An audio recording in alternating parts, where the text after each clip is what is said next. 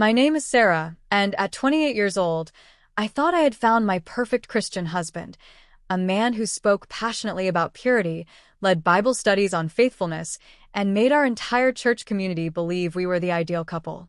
For 40 days after our wedding, he wouldn't touch me, claiming he was spiritually preparing our marriage while I slept alone wondering what was wrong with me. But the night I opened his laptop and saw those browser tabs, live cam sites, private chats, and credit card statements totaling thousands, I realized the man preaching about holiness every Sunday had been living a double life that would shock everyone who knew him. The moment I printed that evidence and walked into court, his carefully constructed world of lies came crashing down in ways that left the entire congregation speechless. If this story resonates with you, let me know in the comments where you're watching from, hit that like button, and subscribe for more stories about deception, betrayal, and finding the strength to reclaim your life. Sarah Martinez had always believed that God had a plan for her love life. At 28, she'd watched countless friends find their soulmates while she remained single, teaching third grade at Valley Christian Academy and leading the women's Bible study at Grace Community Church. Her mother would often remind her that God's timing is perfect, but some nights, alone in her small apartment, Sarah wondered if she'd been forgotten. That changed on a crisp October Sunday when Pastor Williams introduced the congregation to their new men's ministry leader. David Chin stood at the podium with an easy confidence that immediately caught Sarah's attention. He was handsome in an understated way, dark hair neatly styled, kind eyes behind wire-rimmed glasses, and a smile that seemed genuinely warm rather than practiced. I believe that authentic Christian manhood is about serving others, protecting the vulnerable, and living with integrity in every area of life, David said, his voice carrying clearly through the sanctuary. I'm excited to journey alongside the men of this congregation as we pursue God's heart together.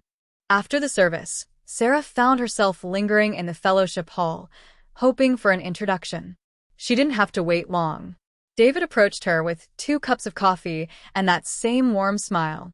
"You must be Sarah," he said, offering her a cup. "Pastor Williams mentioned you lead the women's Bible study. I've heard wonderful things about your ministry." Their first conversation lasted nearly 2 hours. David listened intently as Sarah shared her passion for teaching, her heart for missions work, and her dreams of starting a Christian family someday. Unlike other men she'd dated, he didn't seem bored by her faith or uncomfortable when she mentioned wanting to honor God in her relationships. "I've been praying for a woman who truly loves the Lord," David confided as they walked to the parking lot. "Someone who understands that marriage is a ministry, not just a personal choice." Their first official date was a prayer walk through the local park. David brought his well-worn Bible and shared insights about Scripture that impressed Sarah with their depth and sincerity. He spoke passionately about purity, not just physical, but emotional and spiritual purity. "I believe in guarding my heart," he explained as they sat on a bench overlooking the pond. "I've made mistakes in past relationships by getting too emotionally involved too quickly. This time, I want to do things God's way." Sarah felt her heart skip. Finally, a man who shared her values completely. Over the following months, their relationship blossomed in what felt like a perfect Christian romance. They attended church together, prayed together, and spent hours discussing theology and their future dreams. David was respectful of boundaries, never pressuring Sarah physically and always steering their relationship towards spiritual growth. "I want to honor you," he would say when moments grew intimate. "You're precious to God, and that makes you precious to me." The church community embraced them as a couple. Pastor Williams often commented on how blessed they were to have found each other. Sarah's best friend, Jennifer, was almost envious. "He's like something out of a Christian romance novel," Jennifer said one evening as they planned Sarah's bridal shower. "The way he looks at you during worship, how he opens doors, how he remembers little things you mention. Girl, you hit the jackpot." David proposed on their 1-year anniversary at the exact spot where they'd had their first prayer walk. He got down on one knee right after sunset, with fairy lights he'd secretly strung in the trees twinkling above them.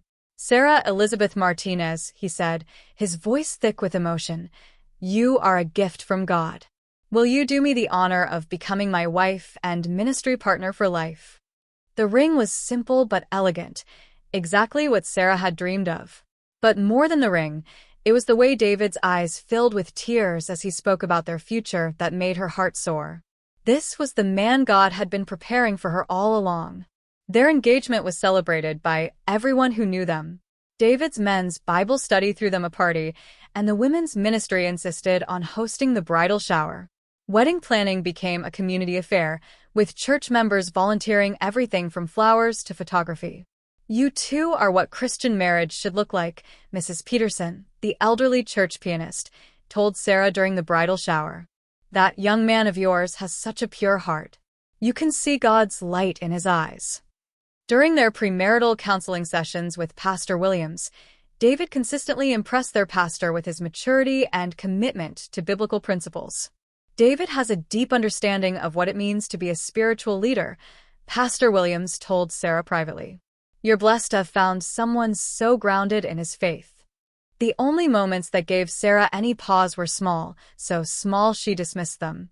Sometimes David seemed to know too much about temptation, speaking with unusual specificity about the struggles young men face. His phone was always face down, and he was particular about privacy, but he explained it as maintaining healthy boundaries. "I believe in being accountable," he told Sarah when she casually mentioned his phone habits. "I have software that monitors my internet usage and sends reports to my accountability partner. It's just good wisdom for any Christian man." Sarah admired his dedication to purity. If anything, it made her more confident in her choice. Their wedding day dawned perfect: clear skies, gentle breeze, and the sanctuary filled with everyone they loved. Sarah felt like a princess in her simple but elegant dress, and when the doors opened and she saw David waiting at the altar, tears of joy streamed down her face. He looked handsome in his black tuxedo, but it was the expression on his face that took her breath away. He was crying too, his hand over his heart as she walked down the aisle on her father's arm. The ceremony was everything Sarah had dreamed of. David's vows were beautiful and heartfelt. "Sarah, you are God's perfect gift to me. I promise to honor you in purity and truth, to protect your heart as carefully as I guard my own, and to lead our family with the integrity that Christ has shown me. I will love you faithfully, purely, and completely all the days of my life." There wasn't a dry eye in the sanctuary. Even the photographer wiped away tears as David tenderly kissed his bride for the first time. The reception was joyful but modest, reflecting their shared values. Instead of an expensive honeymoon abroad, they'd chosen a charming bed and breakfast in the mountains, a place where they could begin their marriage in peace and prayer. As they drove away from the reception, tin cans trailing behind David's car and "Just Married" soap scripted on the windows, Sarah felt complete. God had been faithful. Her patience had been rewarded. She was married to a man who would honor and cherish her exactly as the Bible described. The Mountain View bed and breakfast was everything the website had promised: a cozy Victorian cottage nestled among towering pines, with a stone fireplace and a view that stretched for miles. Sarah had imagined this moment countless times, being alone with her husband for the first time, beginning their physical relationship with the blessing of God and community. But something felt wrong almost immediately. David was quiet during the drive up the mountain, which Sarah initially attributed to wedding day exhaustion. He'd been animated during the reception, laughing with friends and dancing with her to their first song, but now he seemed distant, almost nervous. "Are you okay?" she asked as they carried their suitcases into the charming suite. "You seem tired." "Just processing everything," David replied, setting down his luggage and walking to the window instead of approaching her. "It's been a big day." Sarah had expected some nervousness. It was natural for both of them. They'd saved themselves for marriage, which meant tonight would be special for both of them.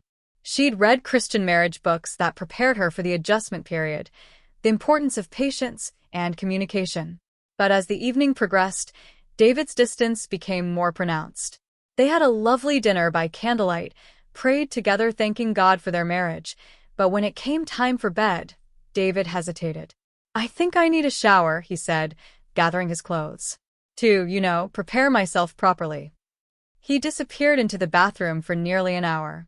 When he emerged, he was wearing full pajamas, not what Sarah had expected for their wedding night.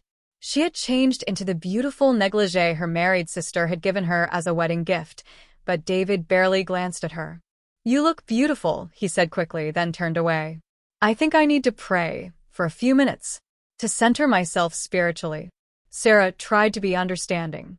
"Of course. We can pray together if you'd like." "No, I need some personal time with God first," David replied, kneeling beside his side of the bed. "This is a sacred transition. I want to make sure I'm approaching it with the right heart." He prayed for 20 minutes, while Sarah sat on the edge of the bed, feeling increasingly awkward and confused. When he finally got under the covers, he maintained careful distance between them. "I think we should take things slowly," David said into the darkness. "I don't want to rush into anything physical. God has blessed us with forever. We don't need to hurry."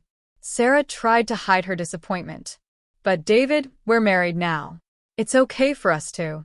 "I know it's okay," David interrupted, his tone sharper than she'd ever heard. "But I also know what's wise. Some couples ruin their marriages by being too focused on physical things right away.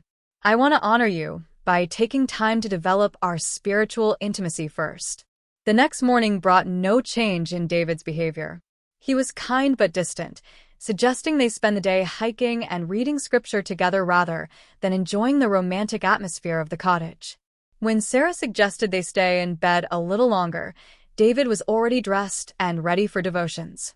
"I think it's important we start our marriage with good disciplines," he explained, his Bible already open on the small table by the window. "Physical intimacy will develop naturally as our spiritual bond deepens." Sarah tried to convince herself this was normal, even admirable. Maybe David was just more mature about marriage than she was. But as days passed, his explanations became more elaborate and strange. "I've been praying about our physical relationship," he announced on day 4 of their honeymoon. "And I believe God is calling us to a period of spiritual preparation, like the priests in the Old Testament who had to purify themselves before entering the holy place." "David, I've never heard of such a thing," Sarah said carefully. "Where in the Bible does it talk about married couples needing spiritual preparation for intimacy?" "It's not explicitly stated," David replied, his tone taking on the same authority he used during Bible studies. "But the principles are there. Some Christians are more sensitive to spiritual matters than others. I don't want to defile our marriage bed by approaching it carelessly." Sarah felt a stab of hurt. "Defile? David, we're married. God created physical intimacy for marriage." "Of course," David said quickly. "I'm not saying it's wrong. I'm saying timing matters. We need to make sure we're both spiritually prepared." That night, David moved to the small couch in their suite, claiming he needed space to seek God's guidance about their marriage bed. Sarah lay alone in the king-sized bed, staring at the ceiling and wondering what was wrong with her. Was she too eager? Too focused on physical things? Had she misunderstood what Christian marriage was supposed to look like? She called her sister Maria from the bathroom the next morning, whispering so David wouldn't overhear. "He says what?" Maria's voice was incredulous. "Sarah, I've been married for 8 years. Tom and I went to the same premarital counseling. There's no such thing as a spiritual preparation period after marriage. You are married. That's the preparation." "But what if he's right?" Sarah asked. "What if I'm being too worldly about this?" "Honey, listen to me. Physical intimacy in marriage is God's design. It's not worldly to want to connect with your husband. Something doesn't sound right here." But Sarah wasn't ready to believe something was fundamentally wrong with David. She'd watched him lead Bible studies, pray with genuine emotion, serve others selflessly. He had to be sincere. The rest of their honeymoon passed in a strange limbo. David was affectionate in public, holding her hand during walks, kissing her cheek during prayers, but completely distant in private. He spent increasing amounts of time on his laptop, claiming he was preparing for the men's retreat he would lead the following month. "I don't want to get behind on ministry just because we're on our honeymoon," he explained when Sarah questioned the late-night typing. "God's work doesn't take vacations." Sarah tried to peek at his screen once. curious about what ministry materials required such intense late-night focus, but David quickly closed the laptop.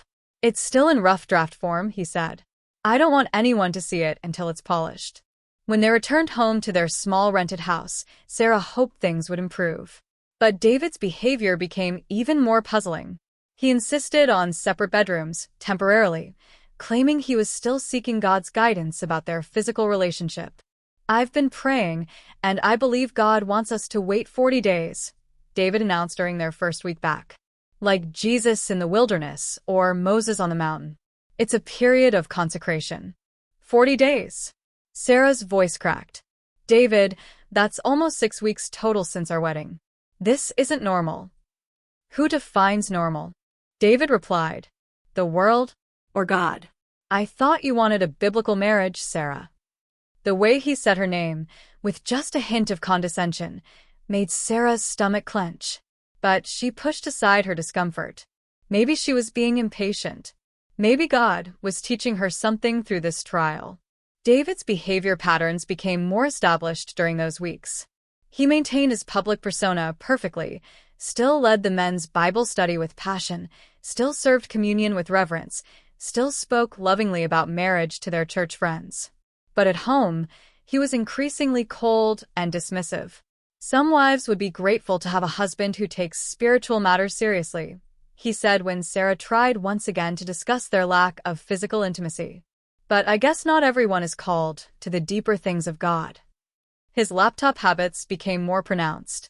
He would stay up until well past midnight, the glow of the screen visible under his bedroom door. When Sarah asked about it, his explanations grew more elaborate. "I'm developing a comprehensive teaching series on purity," he would say. "It requires extensive research into the temptations modern Christians face. You wouldn't understand the depth of preparation required." Sarah began to notice other strange things. Bills for services she didn't recognize. David being secretive about his phone, always keeping it face down, and taking it with him even to the bathroom. When she mentioned it casually, his response was sharp. "I value privacy," he said. "Not everything needs to be shared, even in marriage. Healthy boundaries are important." But these weren't the healthy boundaries they discussed in premarital counseling. These felt like walls. 3 weeks after their honeymoon, Sarah finally reached her breaking point. David had just returned from leading a Bible study on God's design for marriage, during which several wives had complimented Sarah on having such a godly, devoted husband. "David," she said as he settled at his laptop for another late-night session, "we need to talk about our marriage. Really talk." "What's to discuss?" he replied without looking up from his screen. "We're exactly where God wants us to be." "Are we?" Sarah's voice was stronger than she felt. "Because I'm lonely, confused, and starting to wonder if you actually want to be married to me." David finally looked up, and for just a moment, Sarah saw something flicker across his face. Irritation? Annoyance? Then his expression smoothed back into patient understanding. "Sarah, I know this is difficult for you. But some people are more spiritually sensitive than others. What looks like rejection is actually protection. I'm protecting both of us from entering into physical intimacy before we're spiritually ready." "And when will we be ready?" Sarah asked. "When will you know?" "When God tells me," David replied simply. "I thought you trusted my spiritual leadership." The words hung in the air like a challenge. Sarah had always believed in biblical submission, in trusting her husband's spiritual discernment. But something deep inside her was beginning to rebel against this particular interpretation of leadership. "I do trust you," she said carefully. "But I also trust God's design for marriage. And this doesn't feel like what he intended." David's face hardened. "I see. So, you think you understand God's will better than your husband does? That's not very submissive, Sarah." The condescension in his voice was unmistakable now. Sarah felt something shift inside her. A small crack in the foundation of trust she'd built her marriage on. Sarah woke up the next morning with David's words still ringing in her ears. "That's not very submissive, Sarah." The tone had been so cold, so unlike the gentle man who'd courted her with such care and respect. As she made coffee in their small kitchen, watching David get ready for work with his usual efficiency, she tried to shake the feeling that something fundamental had changed between them. But it wasn't just his tone that bothered her, it was the pattern she was beginning to see. David's public persona remained flawless. At church that Sunday, she watched him pray with genuine seeming emotion during the service, saw him embrace other men with warmth during fellowship time, listened to him speak knowledgeably about scripture during adult Sunday school. Yet the moment they got home, he became distant and dismissive again. Great lesson today, she ventured as they changed out of their church clothes. David replied, already reaching for his laptop. I need to prepare for the men's retreat next weekend. It was always the men's retreat, or a Bible study, or research for some teaching series. Sarah had been a pastor's kid. She'd grown up around ministry preparation. She knew what it looked like, and David's late-night computer sessions didn't match any ministry work she'd ever witnessed. That week, she began paying closer attention to the details she'd previously dismissed. David's phone was never visible, always in his pocket, always face down when set aside. When it rang, he would glance at the screen with an expression Sarah couldn't quite read before either answering briefly or letting it go to voicemail. Work call, he would explain, or someone from the men's group, but he never elaborated. His laptop habits were becoming more pronounced too. Some nights, she would wake up at 2 or 3 a.m. to see the glow of his screen still visible under his bedroom door. When she mentioned her concern about his sleep schedule, David brushed her off. Ministry requires sacrifice, he said. Paul worked day and night for the gospel. I'm just following his example. But Paul hadn't been married. And Sarah was beginning to doubt that whatever David was doing in those late-night sessions was actually ministry-related. The financial aspects started bothering her too. They'd combined their accounts after marriage, and Sarah handled most of their day-to-day banking. She began noticing charges she didn't recognize, small amounts to various online services, some with cryptic company names that didn't seem related to ministry or work. When she asked David about them, his explanations were always plausible but vague. Online resources for research, or ministry tools, or work-related software subscriptions. Can you show me? Sarah asked one evening, genuinely curious about what resources he was using. I'd love to learn more about your ministry preparation process. David's response was immediate and defensive.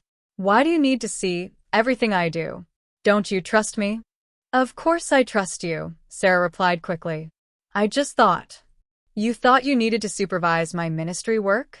David's voice had that sharp edge again. I didn't realize I married a woman who needed to control every aspect of her husband's calling. The conversation ended there, but Sarah felt stung by his characterization of her innocent question as controlling. Was she being too suspicious? Too demanding? Her mother had always warned her about wives who didn't trust their husbands, who became nagging and demanding instead of supportive and encouraging. But late at night, lying alone in her bed while David worked on his mysterious projects, Sarah couldn't shake the feeling that something was deeply wrong. 3 weeks into their marriage, Sarah's sister Maria visited for an afternoon. As they sat on the back porch drinking iced tea, Maria asked the question Sarah had been dreading. How's married life treating you, sis? You seem tired. Sarah forced a smile. Oh, just adjusting to sharing space with someone new. And how's the physical adjustment going? Maria asked gently. I remember those first few weeks can be awkward but sweet. Sarah's carefully maintained composure cracked. We're taking things slowly. Maria's eyebrows rose. Slowly? Sarah, you've been married almost a month. David believes in spiritual preparation, Sarah explained, hating how defensive she sounded. He wants to make sure we're approaching physical intimacy with the right heart. Spiritual preparation for what? You're already married. God already blessed your union in front of 200 witnesses. I know, but nothing. Maria interrupted gently. Honey, I need to ask you something, and I want you to really think about your answer. Has David given you any concrete timeline for when this spiritual preparation will be complete? Sarah opened her mouth to defend David, then closed it. The truth was, his explanations kept changing. First it had been a few days of adjustment. Then it was seeking God's guidance. Then it was 40 days like Jesus in the wilderness. But when she'd asked for specifics, David had become vague and defensive. "He says when God tells him we're ready," Sarah admitted quietly. "And in the meantime, what does he do with his time?" "Ministry work, research, Bible study preparation." "At 3 a.m.? Sarah looked up sharply. "How did you?" "I got up to use the bathroom last night and saw his light on." "Sarah, what kind of ministry work requires someone to be on their computer until dawn?" The question hung in the air between them. Sarah realized she didn't have a good answer. That evening, Sarah made a decision that felt both necessary and frightening. She would pay closer attention to David's behavior, not to spy on him or violate his privacy, but to understand what was really happening in their marriage. She started with the small things. When David said he was going to the grocery store, she noticed he was gone for 2 hours but returned with only a few items. When he claimed to be preparing for Bible study, she listened carefully to his actual lesson the next week and realized it bore no resemblance to the intensive research he'd supposedly been doing. Most telling were the phone calls. David had always been social, fielding calls from church members and friends regularly. But now his phone conversations were brief, secretive, and often conducted outside or in closed rooms. The few times she overheard fragments, the tone of his voice was different, less pastoral, more casual, sometimes even flirtatious in a way that made her stomach clench. "Who was that?" she asked after one particularly long call he'd taken in the garage. "Just someone from work," David replied, but his eyes didn't meet hers. "It sounded like you were laughing a lot for a work call." "We have a good team," David said curtly. "Is there a problem with me enjoying my colleagues' company?" Again, Sarah felt like she was being painted as controlling for asking normal questions about her husband's day. The breaking point came during their 5th week of marriage. Sarah had been feeling unwell, stress-induced insomnia, and stomach problems that she attributed to the adjustment difficulties of their marriage. She'd left work early and come home to rest, expecting the house to be empty since David was supposedly at a men's ministry planning meeting. But his car was in the driveway. Sarah entered quietly, thinking perhaps the meeting had been canceled and David was taking a rare afternoon to rest. But as she climbed the stairs, she could hear him talking, not on the phone, but to his computer. His bedroom door was slightly ajar, and the tone of his voice made her freeze. He was using language she'd never heard from him, casual, intimate, flirtatious. She caught fragments. "You look beautiful today, and I wish I could." "And that sounds amazing." Sarah's heart began pounding. She moved closer to the door, trying to understand what she was hearing. Through the crack, she could see David sitting at his laptop, his back to the door, speaking to someone on screen. The conversation was definitely not ministry-related. She backed away quietly, her mind racing. Who was he talking to? And why was he speaking to them like he spoke to her during their courtship? That night, David maintained his usual routine, distracted during dinner, claiming he needed to work on ministry projects after they cleaned up, disappearing into his room with his laptop until well after midnight. But now Sarah couldn't unhear the tone she'd caught that afternoon. She lay in bed staring at the ceiling, trying to reconcile the David who led passionate Bible studies about purity and faithfulness with the David who spoke intimately to strangers on his computer, while his wife of 5 weeks slept alone in the next room. By morning, Sarah had made a decision that terrified her. She needed to know the truth about what David was doing during those late-night computer sessions. She needed to understand why her husband of barely a month was more interested in his laptop than in her. For the next few days, she watched David's patterns more carefully. He was most active on his computer between 10 p.m. and 3 a.m. He always cleared his browser history. She'd noticed that much when she'd used his laptop once to check email. His phone was constantly with him, even in the shower. But David had one vulnerability in his careful system. He trusted her completely. It had never occurred to him that his devoted Christian wife might investigate his activities. After all, she was supposed to trust his spiritual leadership, to submit to his judgment about their marriage and his ministry calling. That trust would be his undoing. On Thursday night, exactly 35 days after their wedding, David announced he had to attend an emergency men's ministry meeting. "Crisis counseling situation," he explained as he grabbed his keys. "Could be late." Sarah nodded supportively, kissed him goodbye, and watched from the window as he drove away. Then she walked directly to his bedroom and opened his laptop. Her hands shook as the screen came to life. David hadn't logged out of anything. Browser tabs were still open. And what Sarah saw in those first few seconds would shatter everything she thought she knew about her husband, her marriage, and herself.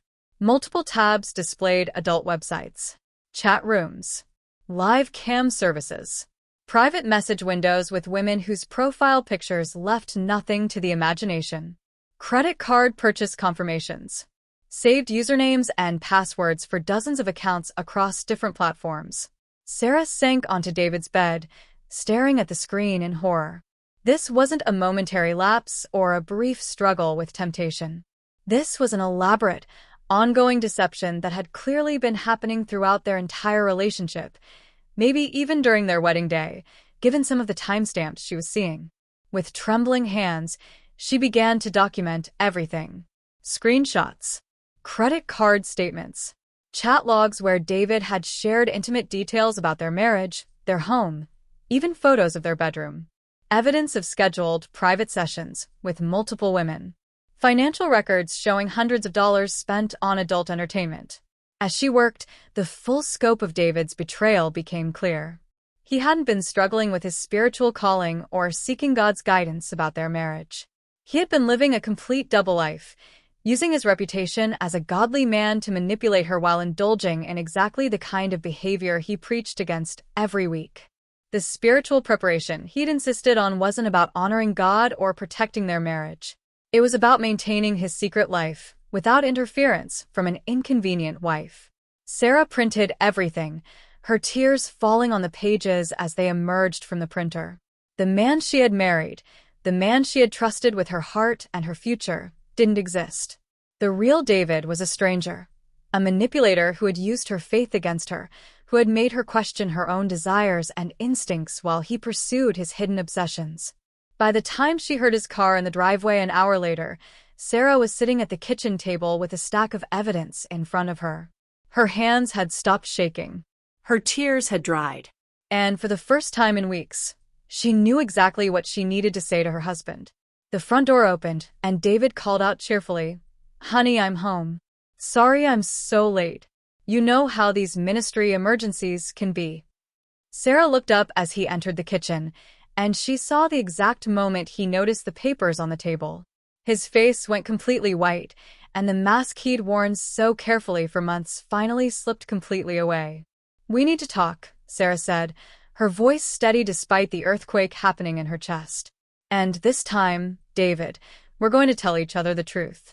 David stood frozen in the kitchen doorway, his face cycling through emotions like a broken slideshow: shock, fear, calculation, and finally, something Sarah had never seen before: cold anger. The cheerful mask he'd worn for so many months had completely dissolved, leaving behind a stranger who looked at her with undisguised irritation. "Sarah," he said slowly, his voice taking on the patronizing tone she was beginning to recognize, "I can explain whatever you think you've found." "Think I've found?" Sarah's voice remained steady as she lifted the first page from her stack. "David, this is a credit card statement showing $847 spent on something called Sexy Chat Premium Services during our engagement. What exactly do you think needs explaining?" David's jaw tightened. He stepped into the kitchen and closed the door behind him, an action that would have seemed natural weeks ago but now felt vaguely threatening. "You went through my private things," he said, deflecting rather than answering. "That's a violation of trust, Sarah. A violation of our marriage vows." The audacity of his response hit Sarah like a physical blow. "I violated our marriage vows.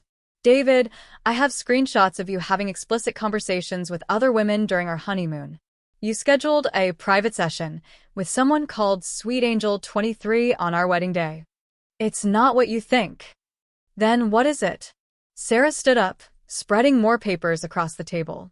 "Because I also have chat logs where you described our bedroom to someone named Kitty Cat, where you complained about your frigid wife, to a woman called Dream Girl, and where you sent pictures of our house, our home, David, to complete strangers." Each revelation landed like a physical blow.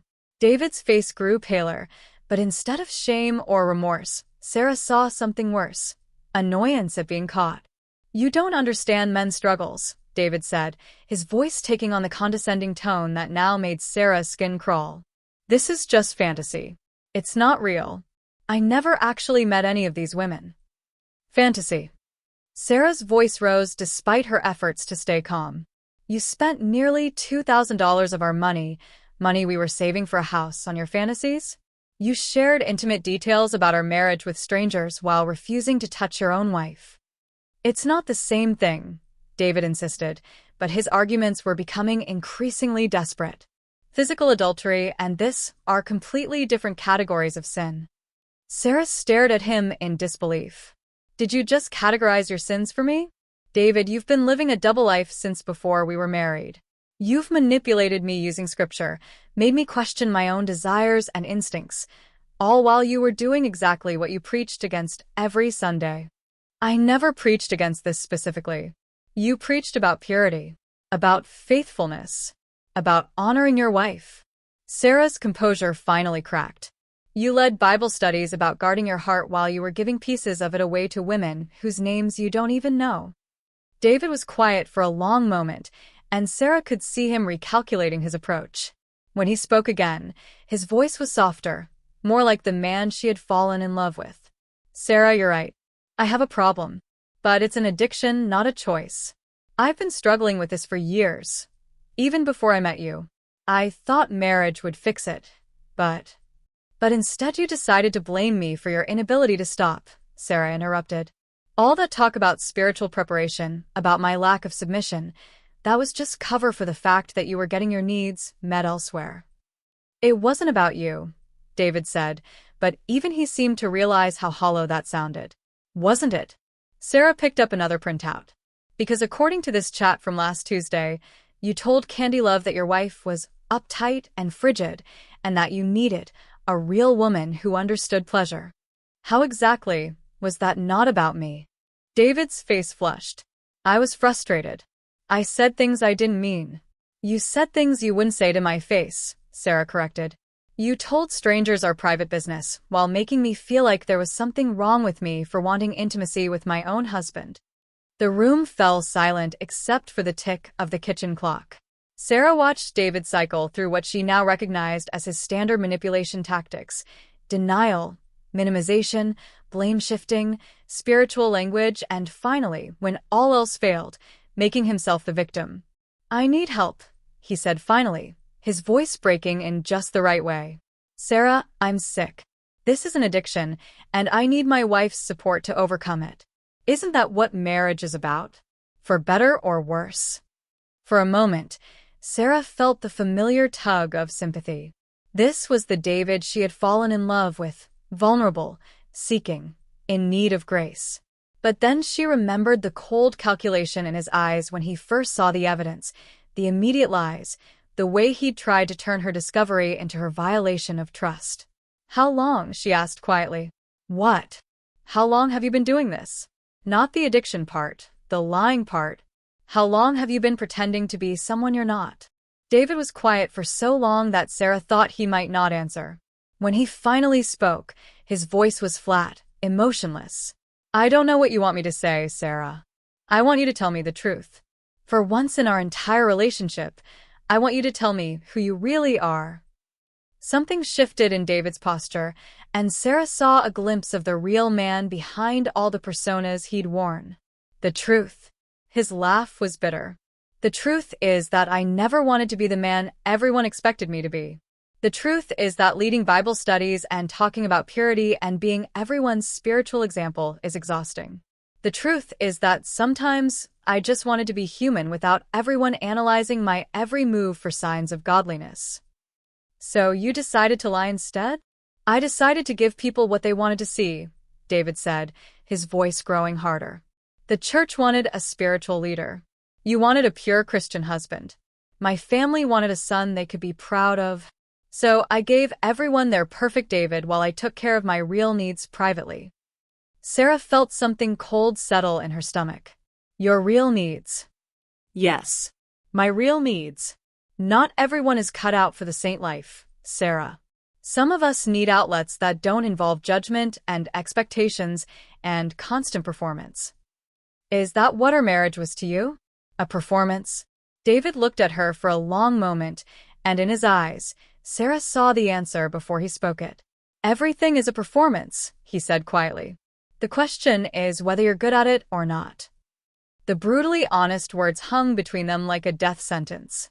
Sarah realized she was looking at a man she had never actually known, someone who had studied her, learned what she wanted to hear, and delivered it with perfect precision while maintaining a completely separate existence. The spiritual preparation, she said, her voice barely a whisper. The 40 days. All of it was just to keep me from interfering with your real life.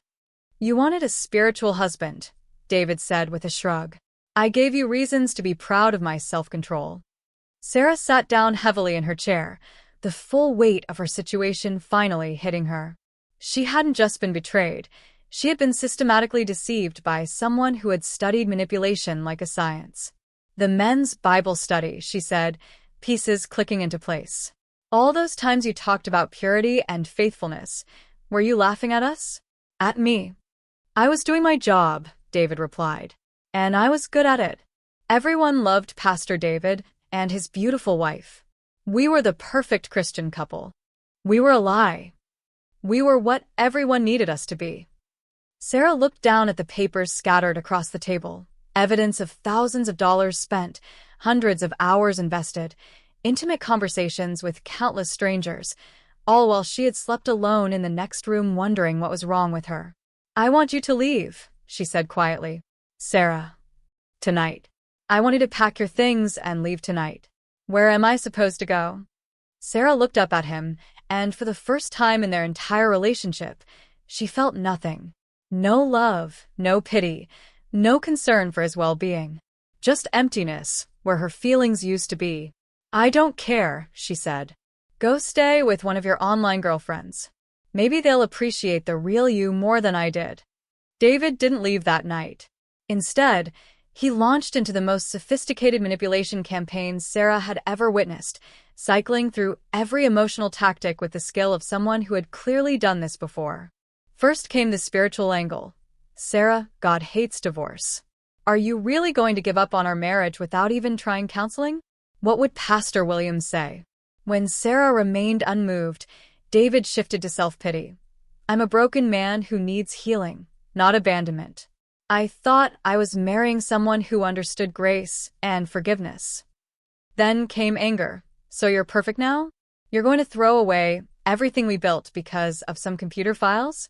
This is exactly the kind of pride that destroys Christian marriages. Finally, when nothing else worked, came the threats.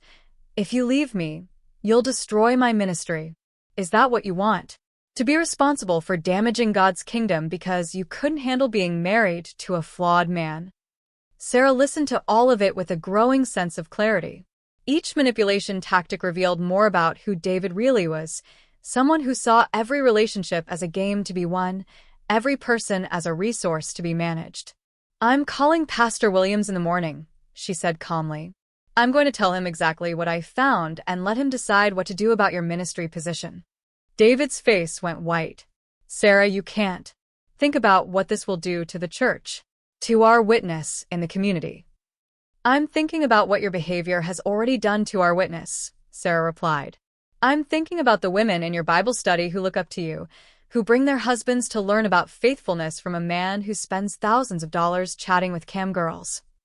It's not the same thing. Stop, Sarah interrupted. Just stop.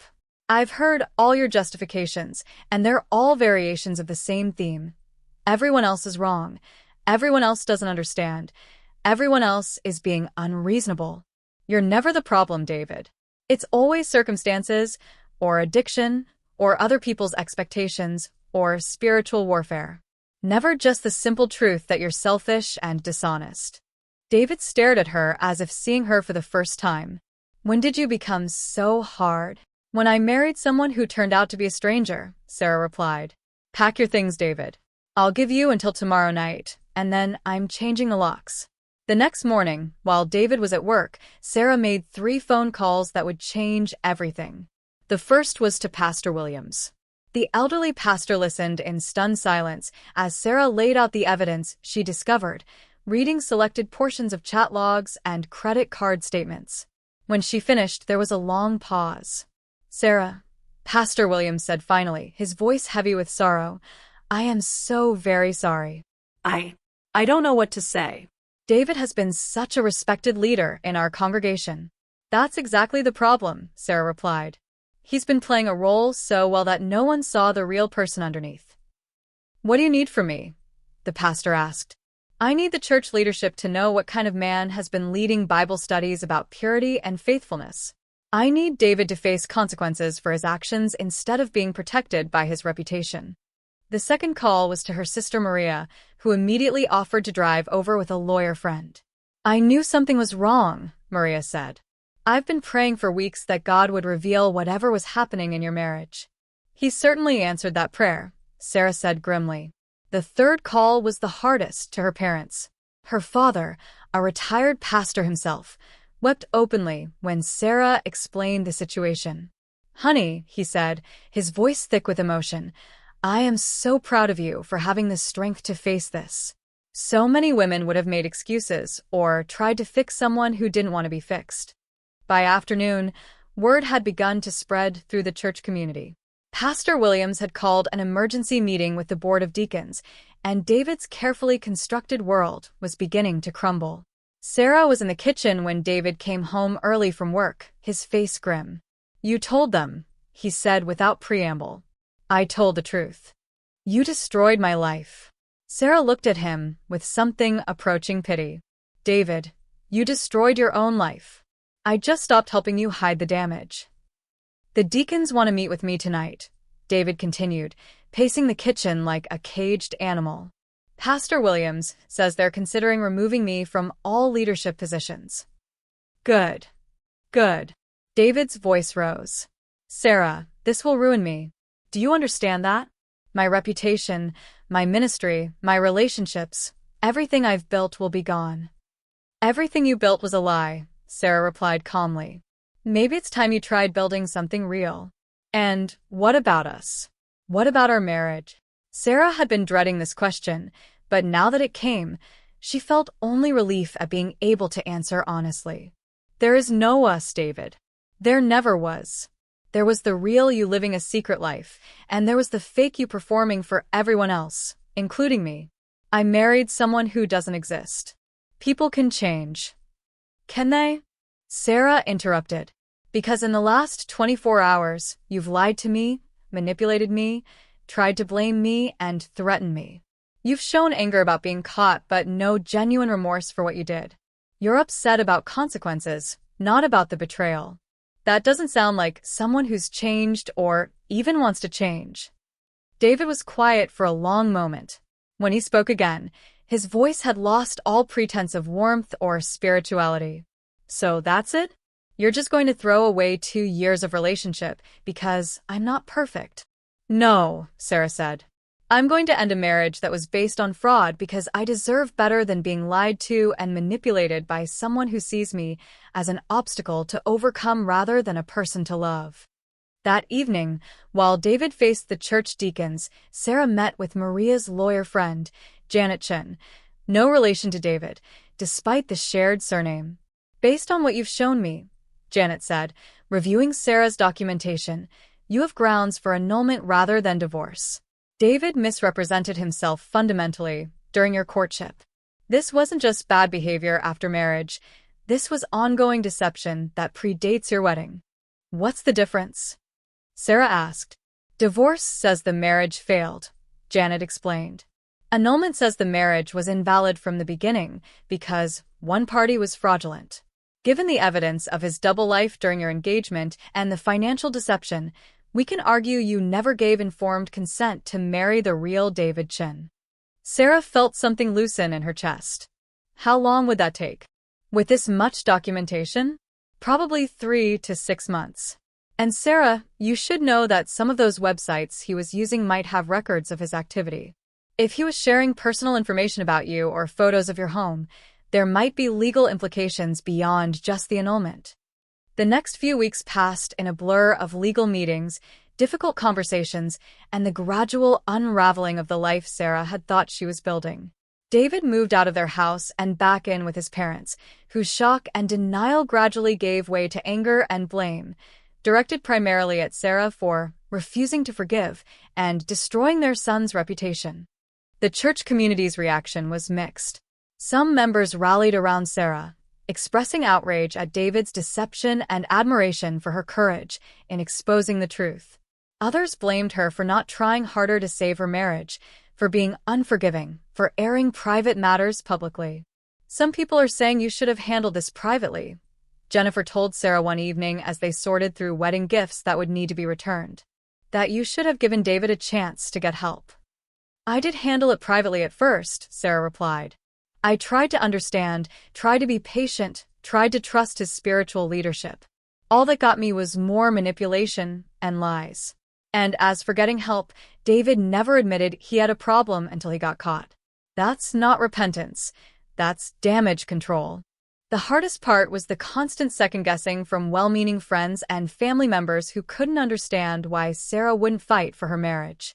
"Marriage is work," her aunt said during a difficult family dinner. "No one is perfect. Maybe if you had been more supportive of David's struggles."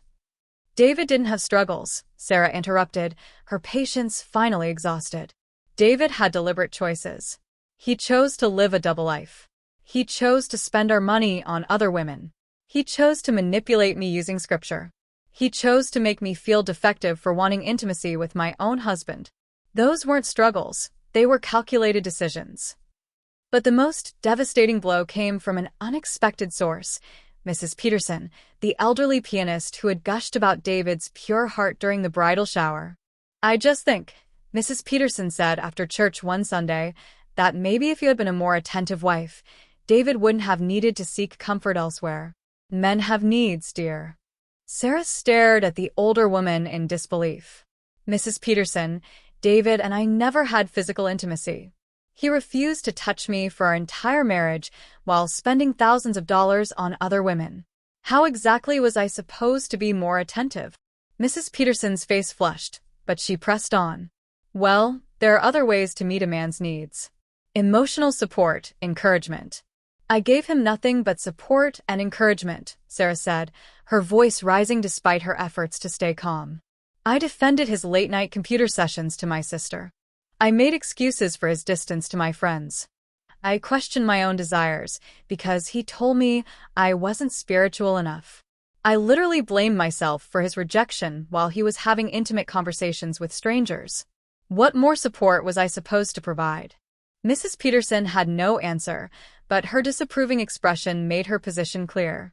In her world, marriage problems were always the wife's fault, and divorce was always the greater sin than the behavior that caused it. It was Pastor Williams who finally provided the perspective Sarah needed to move forward with confidence. "Sarah," he said during one of their counseling sessions, "I've been in ministry for 37 years. I've seen every kind of marriage problem you can imagine. What David did wasn't a marriage problem, it was character problem. And character problems can't be fixed by the person being damaged by them." "But shouldn't I have tried harder?" Sarah asked. "Shouldn't I have given him more chances to change?" Pastor Williams leaned forward in his chair. "How many chances do you give someone to stop lying to you? How many times do you forgive someone who shows no genuine remorse?" "Sarah, biblical forgiveness doesn't mean enabling destructive behavior. It doesn't mean staying in a relationship with someone who refuses to acknowledge the harm they've caused." The deacons removed him from all leadership positions, Pastor Williams continued. But even in that meeting, David's primary concern was his reputation, not the people he'd deceived or the example he'd set. "That tells me everything I need to know about his heart condition." 3 months after she'd discovered David's double life, Sarah sat in a courtroom listening to a judge review the evidence for their annulment petition. David's lawyer had tried to argue that his behavior, while inappropriate, didn't constitute fraud sufficient to invalidate the marriage. But Janet had been thorough in her preparation. She presented credit card statements showing David's spending patterns during their engagement, chat logs where he discussed his upcoming wedding while making plans for post-marriage encounters with online partners, and evidence that he'd used church equipment to access inappropriate websites during ministry events. "Your Honor," Janet said in her closing argument. The respondent didn't simply develop problems after marriage. He systematically deceived the petitioner about his character, his values, and his intentions throughout their entire courtship. Mrs. Chen married someone who doesn't exist. The real David Chen was having explicit conversations with other women on their wedding day while publicly vowing faithfulness and purity. The judge's decision was swift and unequivocal, annulment granted, based on fraudulent misrepresentation of character and intentions. As they left the courthouse, David made one final attempt at reconciliation, or manipulation. "Sarah," he called out as she walked toward Janet's car. "I know I made mistakes, but we could start over. We could try again, do things differently." Sarah turned to look at him one last time. He looked smaller somehow, diminished without his pastoral authority and community respect. But his eyes still held that calculating quality she'd learned to recognize. "David," she said quietly, "I don't think you understand what differently would mean. It would mean telling the truth, even when it's inconvenient. It would mean genuine remorse instead of self-pity. It would mean taking responsibility instead of blaming circumstances. It would mean caring more about the people you've hurt than about managing your image." She paused, studying his face for any sign that her words were penetrating. "But most importantly," she continued, "it would mean becoming a completely different person than who you've shown me you really are. And I don't think that's possible." David's expression hardened. "You'll regret this, Sarah. You'll realize what you've thrown away." Sarah felt a flash of the old intimidation, the doubt he'd been so skilled at creating. But it passed quickly, replaced by something stronger. "The only thing I regret," she said, "is not trusting my instincts sooner. Goodbye, David." 6 months after the annulment was finalized, Sarah was unpacking boxes in her new apartment, a bright, cheerful space that felt nothing like the house she'd shared with David. For the first time in over a year, she felt like she could breathe freely. The legal proceedings had been more complex than anyone anticipated. Janet had discovered that several of the websites David frequented had terms of service violations related to sharing personal information about non-consenting parties. When they found evidence that David had shared photos of their home and personal details about Sarah with his online contacts, Janet had filed additional complaints with both the websites and local authorities. "It's a form of violation," Janet had explained. "He was essentially using you as content for his entertainment without your knowledge or consent. That crosses legal lines beyond just marital fraud." The financial recovery had been significant. David's parents, horrified by the full scope of their son's behavior once all the evidence came to light, had insisted on reimbursing Sarah for the money he'd spent on his online activities. The total came to nearly $4,000, money that now helped furnish her new apartment and rebuild her life. But the most unexpected consequence had been the effect Sarah's story had on other women. It started with a quiet conversation after church one Sunday. Rebecca Morrison, a woman from the Young Marrieds group, approached Sarah hesitantly. "I hope you don't mind me asking," Rebecca said, "but could we talk privately sometime? About recognizing when something's not right in a marriage?" The conversation revealed that Rebecca's husband had been exhibiting some of the same patterns Sarah now recognized as red flags: excessive secrecy around technology, spiritual manipulation to avoid intimacy, financial inconsistencies he couldn't or wouldn't explain. "I keep thinking I'm being suspicious or untrusting," Rebecca confided. "But after hearing what you went through, I'm wondering if I should pay more attention to my instincts." Sarah helped Rebecca document her husband's behavior and connected her with Janet when the evidence revealed a similar pattern of online infidelity and financial deception. Rebecca's marriage ended in divorce, but she thanked Sarah repeatedly for giving her the courage to investigate and the framework to understand that her husband's behavior wasn't normal or acceptable. Word spread quietly through various church communities. Sarah found herself in conversations with women who had been convinced their marital problems were their fault, who had been told they were too demanding or insufficiently supportive when they questioned their husband's secretive behavior. Pastor Williams approached Sarah about leading a support group for women dealing with deception in marriage. "Your experience has opened our eyes to patterns we've been missing," he admitted. "Too often, We've counseled women to be more submissive or forgiving without first ensuring they weren't being systematically deceived or manipulated. The support group started small, just 4 women meeting in the church library on Wednesday evenings. But as word spread, it grew to include women from multiple congregations and eventually required a larger meeting space.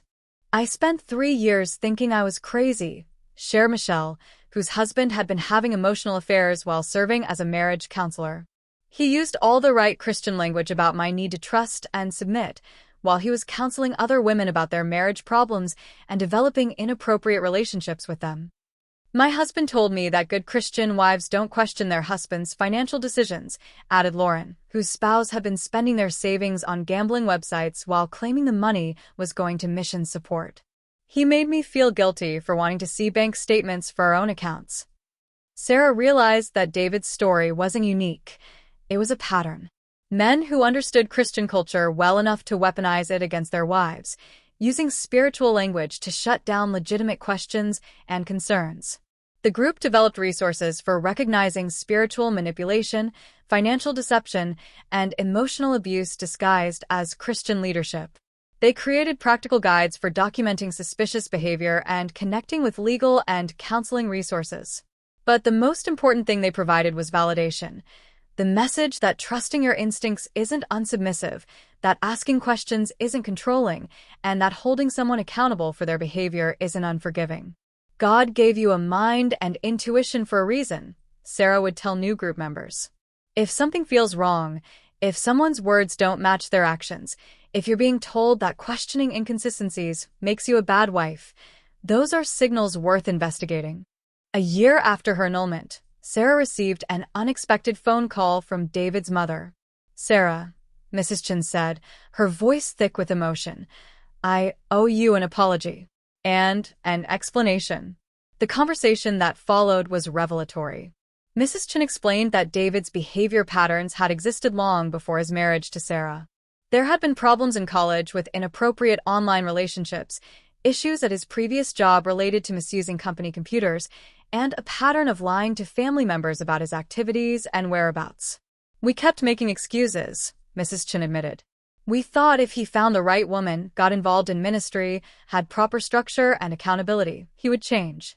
We convinced ourselves that his problems were due to being single, to not having enough responsibility, to needing the right Christian influence. Instead," she continued, "we helped him find better ways to hide his behavior. We taught him the language that would make people trust him without question. We enabled him to become more sophisticated in his deception." Mrs. Chin revealed that David had moved back home after the annulment and attempted to restart his old patterns, but his parents had finally insisted he get professional help. The counseling had revealed the depth of his issues with honesty, empathy, and personal responsibility. "The counselor told us that David has what he called narcissistic personality traits," Mrs. Chin explained. "He sees other people primarily as sources of what he needs rather than as individuals with their own worth and feelings. That's why he could compartmentalize his behavior so completely, because in his mind, your feelings and needs were less important than his desires and reputation." She paused before continuing. "Sarah, I need you to know that what happened to you wasn't your fault in any way. David is skilled at finding exactly what someone wants to hear and delivering it convincingly. You couldn't have known he wasn't genuine because he had practiced being fake for so long that it looked real." The conversation provided Sarah with closure she hadn't realized she needed. The final piece of doubt, the whisper that maybe she hadn't tried hard enough, forgiven enough, been patient enough, finally disappeared. 2 years after discovering David's betrayal, Sarah stood in front of a new group of women at a weekend retreat focused on healthy relationships and spiritual discernment. Her story had become a cautionary tale and a source of hope throughout their denominational network. "I want to tell you about the man I thought I married," Sarah began, "and about the man I actually married. And I want to talk about the difference between Christian submission and Christian stupidity." The room filled with nervous laughter, but Sarah could see the recognition in several faces. Women who had been told that questioning or investigating their husband's behavior was unbiblical. "Biblical submission doesn't mean turning off your brain," Sarah continued. It doesn't mean ignoring red flags or making excuses for behavior that contradicts someone's claimed values. It doesn't mean accepting financial deception, emotional manipulation, or spiritual abuse because the person doing it uses the right Christian vocabulary. She shared practical tools: how to recognize gaslighting disguised as spiritual correction, how to document concerning behavior without violating privacy, how to distinguish between normal marital adjustment issues and systematic deception. But most importantly, Sarah concluded, I want you to know that if something feels wrong in your marriage, if someone's actions don't match their words, if you're being told that normal questions make you a bad wife, those feelings are valid. Your instincts are a gift from God, not something to be ignored in the name of submission. After her presentation, a young woman approached Sarah privately. Thank you for sharing your story, she said. I think I might be married to someone like David. Sarah smiled sadly but hopefully. Then let's talk. And let's get you the help you need. As Sarah drove home that evening, she reflected on how dramatically her life had changed. The woman who had once questioned every instinct, who had blamed herself for her husband's rejection, who had accepted spiritual manipulation as godly leadership, that woman felt like a different person. She had learned to trust herself again. She had found her voice. She had discovered that real love doesn't require you to ignore obvious problems or make excuses for inexcusable behavior. Her phone buzzed with a text from her sister Maria. How did the retreat go? Really well, Sarah texted back. I think we helped some people today. I'm proud of you, Maria replied. You turned your worst experience into something that protects other women. That takes incredible strength. Sarah smiled as she pulled into her apartment complex. She had indeed found strength she didn't know she possessed. But more than that, she had found peace, the peace that comes from living authentically, from refusing to accept less than she deserved, from using her pain to prevent others from experiencing similar betrayal. The life she was building now was nothing like what she had planned 2 years ago. It was smaller in some ways, no shared dreams of a large family or ministry partnership. But it was also larger, filled with genuine relationships, meaningful work, and the quiet confidence that comes from knowing exactly who you are and what you will and won't accept. 3 months later, Sarah received a letter that would close the final chapter of her old life. David had been arrested for cyberstalking after one of his online contacts discovered he had been sharing private photos and personal information about her without consent. The same patterns that had destroyed their marriage had continued and escalated until they crossed clear legal boundaries. Sarah felt no satisfaction in David's legal troubles, but she felt profound relief that his ability to manipulate and deceive others was finally being limited by external consequences. The women in her support group had often wondered what happened to men like David when they faced no real accountability. Now they had their answer. That evening, Sarah sat in her comfortable living room, working on materials for the next support group meeting. Her apartment was quiet but not lonely, filled with books and plants and photos of genuine moments with family and friends who knew and loved the real her. Her phone rang, and she smiled when she saw the caller ID. Rebecca, the first woman Sarah had helped recognize the signs of deception in her marriage. Sarah, I have news, Rebecca said, her voice bright with excitement. I met someone. Someone real this time. Someone whose words match his actions and who doesn't need to be secretive about anything because he has nothing to hide. I'm so happy for you, Sarah said, and meant it completely. I wanted to thank you again, Rebecca continued, for showing me that my instincts were right, for teaching me what questions to ask, for helping me understand that I deserved better than what I was accepting. After they hung up, Sarah returned to her work with a deep sense of satisfaction. She had taken the worst experience of her life and transformed it into something that protected and empowered other women. She had refused to let David's deception make her bitter or mistrustful of everyone. Instead, she had learned to distinguish between appropriate caution and paralyzing fear, between healthy boundaries and walls, between discernment and cynicism. The woman who had once been so easily deceived had become someone who could spot manipulation from across a room. The woman who had once questioned every instinct now trusted herself completely. The The woman who had once made excuses for inexcusable behavior now held people accountable with compassion but clarity. As Sarah prepared for bed that night, she offered a prayer of gratitude, not for the betrayal she had experienced, but for the strength she had discovered, the wisdom she had gained, and the women whose lives had been changed because she had found the courage to speak her truth. The spiritual deception that had nearly destroyed her had instead become the foundation for a ministry of truth, healing, and empowerment that would continue long after David Chin was forgotten by everyone except the legal system. And in the quiet of her peaceful apartment, Sarah finally understood what genuine happiness felt like. Not the performance of joy for others' approval, but the deep contentment that comes from living authentically, loving wisely, and using your experiences to make the world a little bit safer for those who come after you. Have you ever wondered how many people in your life might be wearing masks so convincing that you'd never suspect the truth underneath?